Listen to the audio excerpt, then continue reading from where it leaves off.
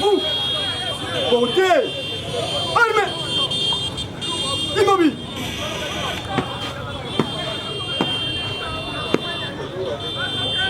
Monsieur le Président du tribunal militaire de Gandiol et Chassanji, mon major, la police d'audience est rangée pour vous rendre les honneurs. Je vous présente les prévenus qui comparaissent à l'audience de ce jour. Commandant police d'audience, sergent-major Mimimi Akono Henri. Ordre, mon major.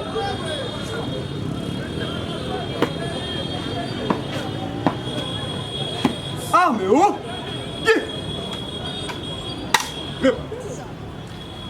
Tribunal les Rolanda yo. Ngabi bon. Olobi obokola mwasi na yo. Nazala mwasi na ngai na ndako na bana. Mwasi na awa aza famille. Aza na boko na ngai. Ye moko bon ba biki eloko na bango ebungi. Comme na niveau ya district. Iza pour mité. Ngane na bundisa ki bango ke bundaki na bango. Compresseur ba ya wila nzela. Ye moko ba biki eloko na bango ebungi. Ça pour imiter solo pe na parents na ngapi parents na balandelaki ba kutana ki na plenia na nga ba solo la ki ba kendaki tikuna auditeur ba pesa ki la moitié ya bon ye plenia pe nga problème na yete nga eloko na ngai ka pour libérer ya pesa la moitié ya mbongo ya moto comme ça bo futa mandi ya sanini abima o etikali to no pesa ndam comme ça tout ça là papier ça si et s'il peut bongo l'état va vendre tout à ça la ça na e papa na baya ki bakenda ki kuna mikanda iza ko baya ki awa bazongi abenga ku plenyango aya abengi aya ma téléphone ki mikanda basala ki mama msumi braza ya la moitié ya mbongo oyo ba pesa ki parti Combien? Bon, bah il y a un peu plus pour y aller le lait de 1200, bah division par deux, parce que 600, ça va foutre amende, on a bimana lukaka, on a lukaka, comme ça tout, on sort papier, on peut ça va, dame boyo, dame boyo, des bah pour avoir bandé au bout na pona amende na bima, on est payé na okutana na audience. Très bien. Alors. Olobi bakangaki yo esika bozali kobunda ezalaki na esika nini penza eyaki na Bel Air na commune ya Kimbantseke ezalaki na ntango nini esalamaki ba 16h à 17h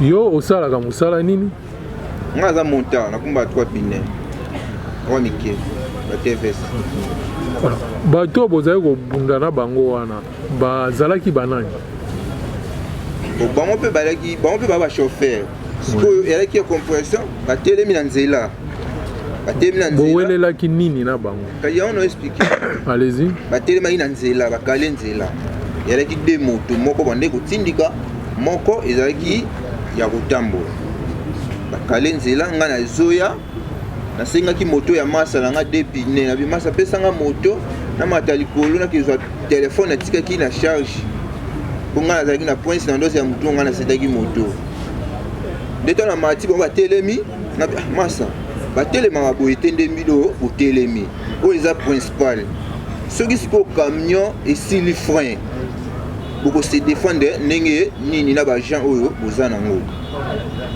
nde debe bandaki na longa kuna bongabi toswana te nini te debe bandaki mo makasi bandi okende comme na mwa liboso nde siko bitumba ebandaki nga nazalaki nga moko bazalaki 6 personnes bango bazalaki 6 personnes bobundi na nsima nango nani kasi akangaki yo na nsima nango estce bakangaki kaka yo moko bon oui na nsima nango sikoyo bakangaki nga moko tobundi neti jeudi nga bayokanga vendredi samedi bayokanga samedi faites acter votre compagnie bayokanga samedi vendredi mpe na bula na ngai na bimi na buli banani bayaki kokanga yo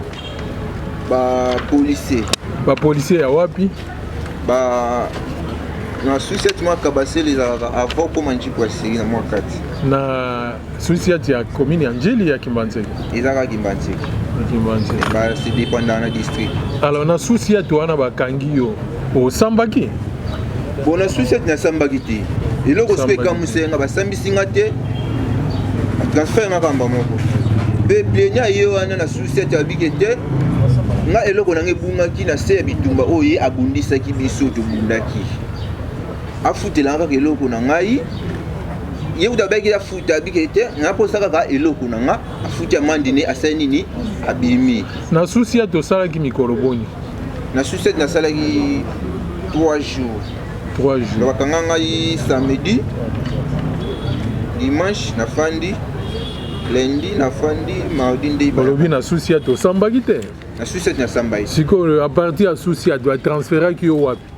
Na partir à souci tu vas transférer ngai awa na district pas obligé à l'est. Mais kolanda utolo yo uti kolobaki o sambaki na auditorat. Ba transférer ki yo na district to na auditorat. Na district nde ba transférer ngai na auditorat. Ah, pour l'équipe bisika misato. Na l'équipe bisika misato na souci. Alors na district awa tango komi ba transférer bongo. Au sambaki quand même na district. Na district na sambaki. Au sambi mbalaboni. Mbalamoko.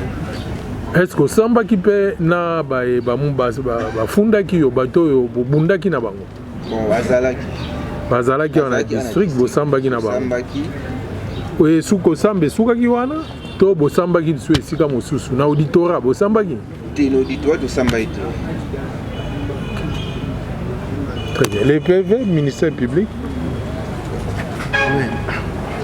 Monsieur le Président, merci pour la parole nous accorder. Nous sommes très contents parce que le prévenu n'est pas allé sur des chemins. Il a dit, le même vient de reconnaître avoir engagé la bagarre. Mais nous vous disons que c'est lui qui avait commencé à tabasser ces deux paisibles citoyens. Il s'agit de M. Osamalo et Moch Antoine et son petit frère Djamba au Congo Landrine. Il les avait tabassés, il a fait appel à ses amis, ils ont tabassé ces gens-là, ils les ont blessés, ils ont même arraché l'air des motos et partir avec. Donc voilà le pourquoi de sa présence par devant vous. Il est mal réputé dans leur quartier là-bas. On l'appelle souvent alias Bombay. Alias Bombay. C'est toujours derrière ces bombés-là qu'ils prennent, qui commettent des bévues, monsieur le Président. Son procès verbal est là. Le fait a eu lieu en date du 14 mai 2026 vers 19h. Merci, ministère public. Olandi yo sambaki ministère public pe azana ba PV na yo.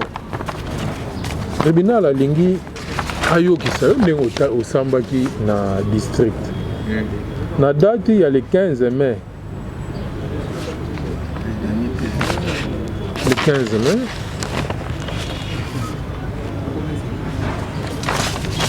Wana ba kombo ya ba victime.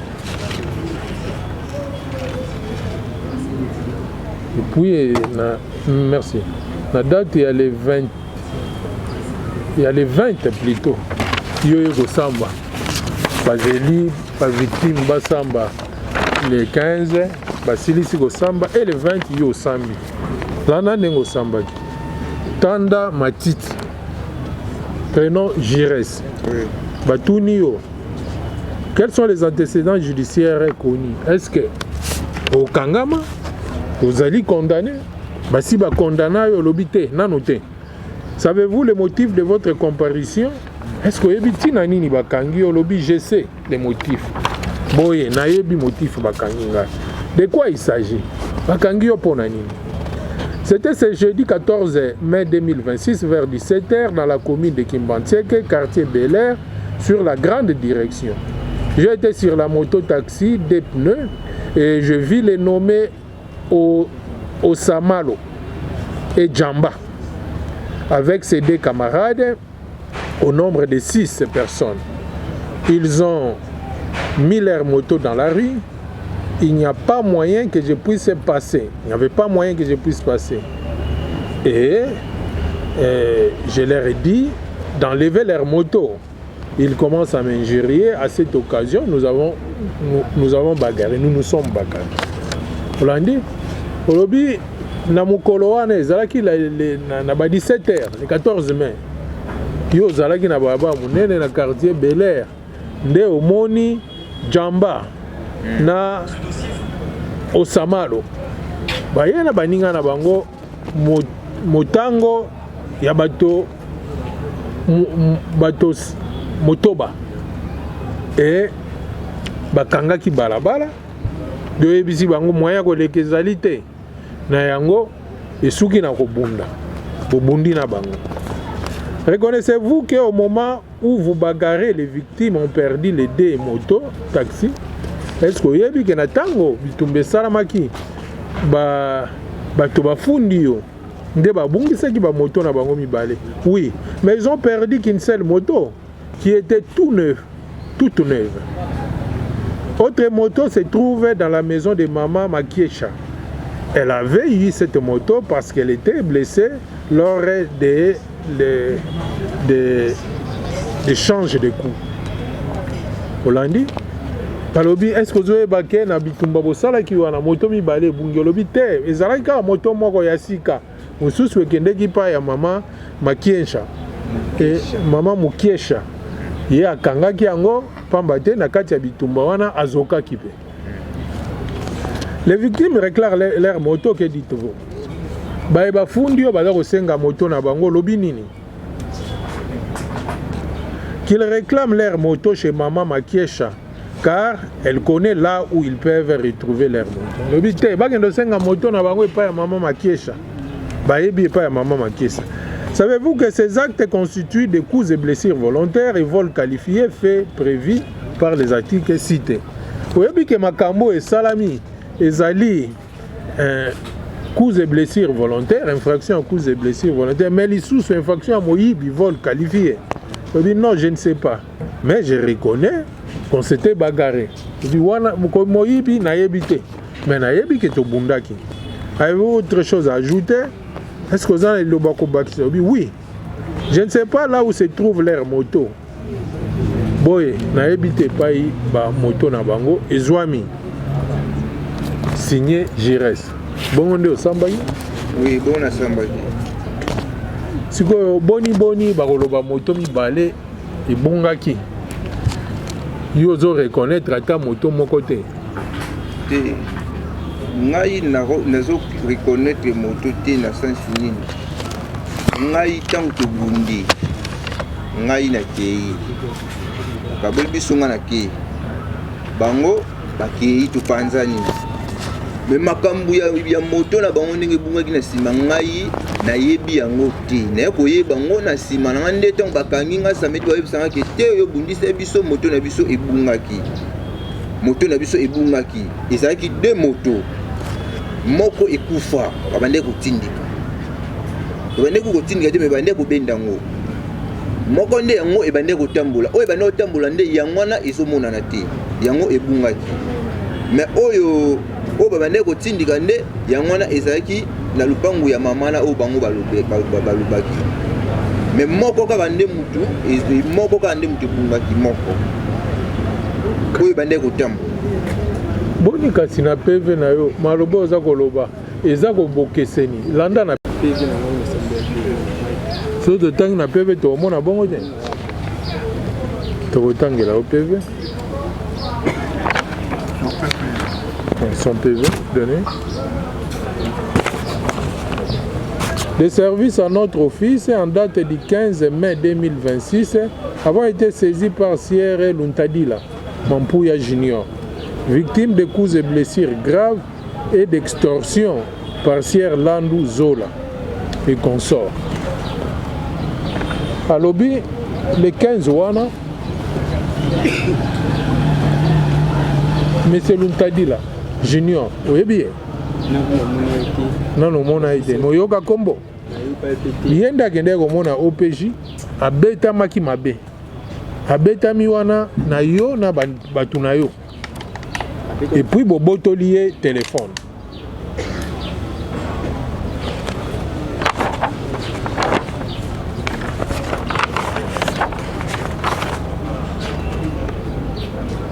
Kaka na le 15 wana basambisi yo, basambisa ki yo boyo. Atunio, est-ce que ça la boloko lobi nanoté? Monduki, où se trouve l'arme avec laquelle vous opérez? Monduki yo bosale laka. Baku, ezali wapi? Réponse na yo, non. Lobi te. Avec qui vous opérez? Bosala makambo na bino na nani? Lobi Sier Grady et Dibé. Monsieur Grady. Bosala makambo na biso ngai na Grady na Dibé. Il réside à Mayenge, commune de Kimbanseke. Lobi bango bavandi Grady na Dibé bavandi na avenue Mayenge.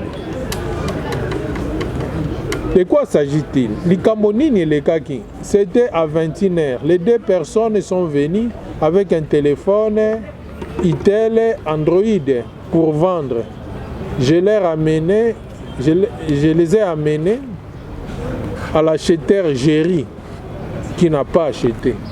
Lobi na ba 21h wana Grady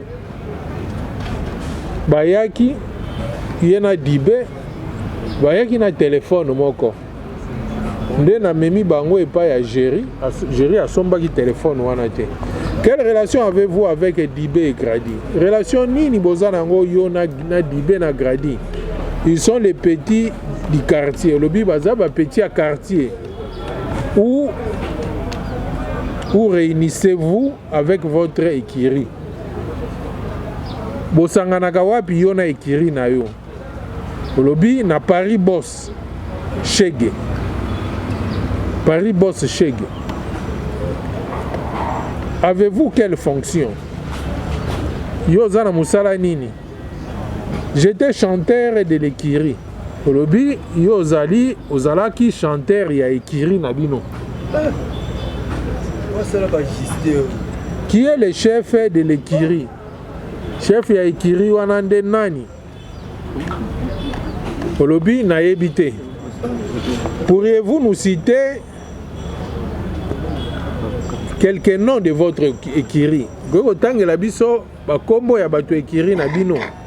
Lobi utangi kombo ya Justin. Où réunissez-vous? Bosanganaka et Sikanini. On avait réunion chaque dimanche. Lobi tozalaka bongo na réunion dimanche nyonso. Connaissez-vous que les actes posés par vous constituent l'infraction de terrorisme urbain?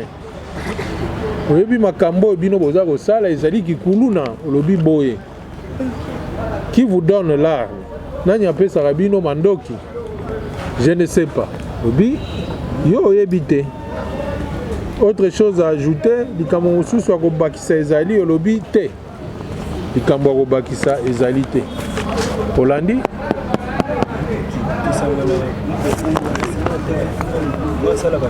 Loba makasi. Ngala za juste nasala na compagnie matanda. Ngala loba chef qui. Ngala sala juste. Yo za juste. Mais na butu wana quand même au Grady na Dibé bayaki omona yo. Wala Grady Dibé izanga iti. Ba onde ba kinde ko siku ba yibaki téléphone. Grady na Dibé nde mutu wayibaki téléphone.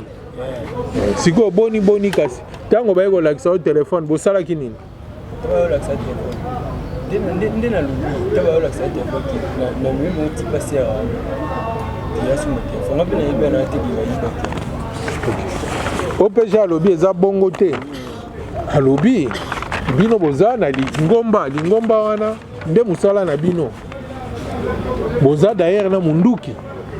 Pe na lingomba na bino wana musala bosala kaka kokotela bato, kobotola biloko, koyiba biloko bato. Pe telefone wana boyibaki yango. Munduki pe na zomu wapi na aishi na munduki na kuza wapi. Pe munduki na zomu wapi na aishi na wapi. Pe munduki na kuza wapi.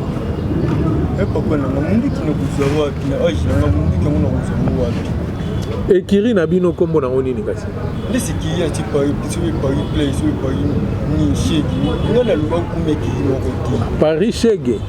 oyo tangi te ngala bakumbi kiri moko te mais oui ebimi bien na munoko na yo Paris chèque eza nini yo moto otangi yango bakomi soki ongala zane kiri soki Paris chèque soki Paris mina mwana bisika nde kiri na bino kombo nango Paris chèque ngala salaka ni kiri te ngala za gister papa siko makambo nyonso boza kosala ya kobotola bato biloko ya koyiba bato oyebi ke eza kikulu na nde boza kosala papa ngala bato yimisa papa ngala botoleli kamokoti nga bamemelaki nga nde biloko ngala botoleli kamokoti gadi na dibe wana nde bakende bazwi telefone na bango bayepa na ngai nga nde namemi bango pa motu bateka ngai bato yimisa te luntadi la bobetaki mabe eza na rapport médical na kati awa bakangi ye bakangi avec 35 points de suture ozokisaki ye makasi bakangi pa suda landa rapport OPJ asalelaki yo portant la connaissance de l'auditeur militaire de garnison Kinshasa Ndjili qu'en date du 15 avril 2025 avons été saisis par Sier Luntadila Junior résident sur l'avenue Tumpu numéro 39 quartier Salongo commune de Kimbantseke victime de coups et blessures volontaires aggravées et terrorisme urbain par le Sier Landou Gradi résident sur l'avenue Kimbondo quartier Salongo commune de Kimbantseke. En effet, après enquête, il s'avère que Sier Luntadila Junior est bel et bien victime de coups et blessures par machette. Alors en date du 7 mai 2026, vers 15h, qu'il est revenu du travail avec son ami, arrivé au niveau de Secomaf, ils ont croisé Sier Gradi et consorts qui ont fait sortir la machette pour lui remettre le téléphone. En résistant, celui-ci lui a fait sortir la machette et lui a blessé. Quant au Sier Gradi Landou, appartient dans l'écurie Paris Boss, dont il est membre. La mission est de terroriser la population du quartier Salongo. Et avant, ayant extorqué la population, un téléphone Itel Android. Lani lobi mbalawana na rapport ya OPJ. Alobi monsieur Luntadi la zeko uta na musala. Pe na ba 15h wana na côté siko ya Secomaf yo na Gradi bato ekiri na bino bobimeli na machette boyebisi ape sa téléphone a résister nde bokati lichette bobotoli téléphone et na PV na eza même na réquisition à médecin pour ils ont constaté PV nini blessure ya monsieur Luntadila avec 35 points de suture. Olandi, bokataki machette pour nani? Nani akataki machette kasi? Ezali yo to baninga na ye. Vous avez des questions? Allez-y. Prévenir Zola. C'est-à-dire yo lobi ke bakangi yo pour na téléphone oyo bazwaki bakenomeka batala soki ozosala malamu po yo nde moto amemaki moto wana place ya kosomba telefone osalaka mosala nini yango na quartier na bino mposo moto akomi na posa ya telefone aya kolanda yo nde olakisa ye place so moto aza na telefone azoteka osala mosala ajustage yango bosala yango mpe ntina batelefone siko ndenge nini moto azoluka telefone asomba bamagazin ezali batiki magazin bayeke epa na yo ke yo yela biso moto aza na telefone azoteka mpo oza nani ngana kilime na ko na bitina ndamu na niko ezaka nde kasi aba ya mikulu bakita bamna mikulu bakita mai nande akita mai nanda muna na kim artisan garçon soki omuni ndesi mutazi ateka telefone yela ngai la nzela wana ba jeune garçon musu bazalaki te na quartier no ba jeune garçon musu bazali te mais po mutu ateka po mutu asoma telefone ya maboko c'est des fois les kana par yo ozalaka nano nani yebisa tribunal ayebaka yo ozali moto tel ke dépositaire batelefone ou bien ozali na bato na yo bakenda kolukelaka batelefone bamemelaka yo nde yo otekaka oza nani mpo baya kolukaka batelefone epa na yo po sere oyo mpe azali koluka telefone ayebi yo malamu te selo maloba na yo ayebi yo malamu te mais ntango akomi na posa telefone quartier monene balukika yo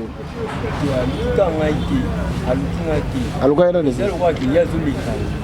azolekana mpo akita mai moninga mwa mobali atelemi na kutua na ndenge ayebisile yango aluki yango aiti amonaka na nzela ayebisi yo ake aolukangaki aolukanga te amenanga na kutua kuna telemi na nde ye azokita mai na ndenge ayebisi yango sikoyo junior bobetaki epoa junior na namoni junior te na namoni te ti tosamba kuna namona ye te naoyebi yango ka awa makambo ya junior siko gradi na dibe bayebaki ndenge nini ke yo oza na client azoluka telefone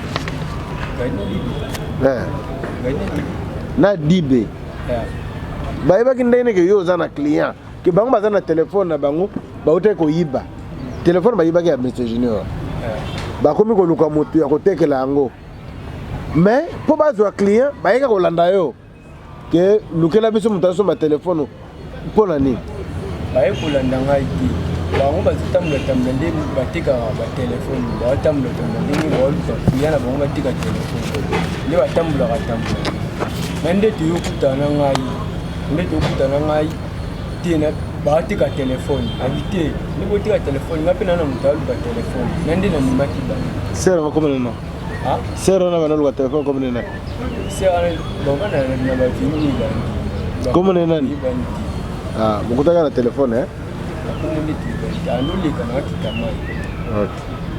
De la loi, vous avez la parole. Monsieur le Président, merci pour la parole. Des questions, il n'y en a pas, c'est juste une observation. Et pour votre information, ce prévenu a été arrêté par les policiers habitant le même coin que lui. Donc le commandant là le connaît très bien. C'est quelqu'un qui est mal réputé. Mal réputé, raison pour laquelle il a été arrêté. Non seulement pour cela, mais aussi il y a la présence d'une victime. Une victime de coups et blessures qui a été soignée, qui a été grièvement blessée. Et c'est vraiment une vérité que personne d'autre ne vous dira le contraire. Voilà, Monsieur le Président, ce que nous pouvons dire à votre vie. La défense. Merci beaucoup, votre honneur, honoré membre de la composition. Nous avions entendu ensemble la déclaration de notre client. Monsieur le Président, vous constaterez que le sieur Grady a été arrêté par cette même police-là. Les mêmes OPJ verbalisants, nous pensions que c'est lui aussi qui avait libéré le sieur Grady. Et d'ailleurs, vous avez lu le PV, Monsieur le Président, honoré membre de la composition. Grady, c'est lui. Non, c'est Zola. Comme on a eu Landou, Zola, prénom non nani. Grady, c'est lui. Ah, bah, Grady, Bazami Balé. Ok. Allez-y, maître. Donc, il y a des Grady. Dans la même écurie. Monsieur le Président, manifestant en tant que juge cartésien, manifestant l'impartialité, Monsieur le Président, notre client ne reconnaît pas cette écurie-là. Premièrement. Secondo, Monsieur le Président, vous constaterez que toutes les déclarations faites par notre client, par devers votre vice-tribunal, corroborent, Monsieur le Président. Et d'ailleurs, le sieur Grady là, Monsieur le Président, a été libéré par l'OPJ verbalisant. Monsieur le Président, honoré membre de la composition,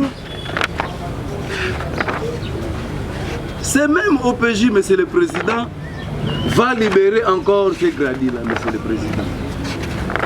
Et qu'à ce jour, notre client ne reconnaît pas. Il vous a dit que, effectivement, j'avais eu ce téléphone pour leur faire montrer la personne qui devrait acheter le téléphone, Monsieur le Président. Maintenant, pour éclairer votre religion, Monsieur le Président, pourquoi? Et notre clerc vous a dit que non, l'argent de l'amende était venu en retard, Monsieur le Président. C'est pour cela que les vrais assaillants ont été libérés.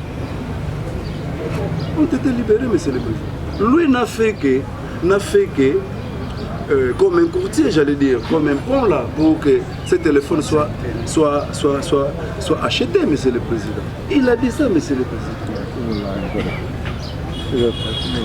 Nous avons. Merci. De la loi? Oui, Monsieur le Président, nous tenons à vous rappeler une chose. Lui n'est pas un acheteur de téléphone. C'est un chef d'une écurie, parce que ces gens-là, il est sollicité. Il est sollicité, nous voilà. Pourquoi il a été sollicité par cette dame-là? C'est parce qu'on sait que lui, il a l'habitude de voler les téléphones des gens. C'est auprès de lui qu'on peut facilement trouver un téléphone. C'est par rapport à sa réputation qu'il a été sollicité par la dame. C'est par rapport à sa réputation. Et d'aider, il a été cité nommément par une autre victime de coups et blessures, Monsieur le Président. Voilà, c'est pas un bon monsieur, c'est pas un monsieur intègre. Il est toujours dans des coups bas. Il est toujours derrière les gens qui indisposent de la population. Donc c'est pas un monsieur qu'on doit protéger. Nous avons... Merci. Oui, la défense. En entendant l'accusation, Monsieur le Président, vous parlez que notre client est dans des coups bas. Monsieur le Président. Toutes ces personnes ont été arrêtées devant le sous-chef là, Monsieur le Président. Donc, même les téléphones étaient saisis, Monsieur le Président. Mais nous constaterons que vous constaterez avec nous que, Monsieur le Président, l'idée là, si c'est vanté, ne se trouve même pas dans les dossiers. Ne se trouve même pas dans les dossiers. Le ministère public il dit que, oui, Monsieur le Président, nous sommes tous Quinois, Monsieur le Président. Tout Quinois est coopérant. Oui. Coopérant, pourquoi je dis cette phrase, Monsieur le Président? Et d'ailleurs, moi en tant qu'avocat, oui, soumis par mon serment, je suis très limité de pouvoir poser d'autres actes. Mais nous voyons des messieurs qui ne sont pas des commissionnaires, Monsieur le Président, deviennent directement commissionnaires pour favoriser tout ça. Oh non, donc comment ça pour Monsieur le Président? Non, nous les Congolais, c'est comme ça que nous sommes. Notre client ne fait pas partie de ces coups-là. Et d'ailleurs, Monsieur le Président, dans le PV, Monsieur le Président, ils vous ont dit son rôle. Soi-disant le rôle qu'il joue dans cette écurie qu'on appelle soi-disant Paris Tchèque, si c'est Paris Tchèque. Paris Boss, Monsieur le Président. Son rôle, c'est un chanteur. C'est là où l'OPJ a menti, Monsieur le Président. L'OPJ a menti, Monsieur le Président. Quel est ce coulouna là dans l'écurie? Allez, lui c'est un chanteur. Ah, Monsieur le Président, nous sommes où? Ah, Monsieur le Président. Et d'ailleurs, nous sommes par devers un tribunal très cartésien pour vous emballer, Monsieur le Président. C'est une affaire, Monsieur le Président. Vous constaterez que l'OPJ a péché. Il a péché contre le ciel et la terre, même la loi, en disant que notre client, sa participation, c'est un chanteur. À qui, comme nous disons, nous vous. Monsieur le Président, nous avons dit.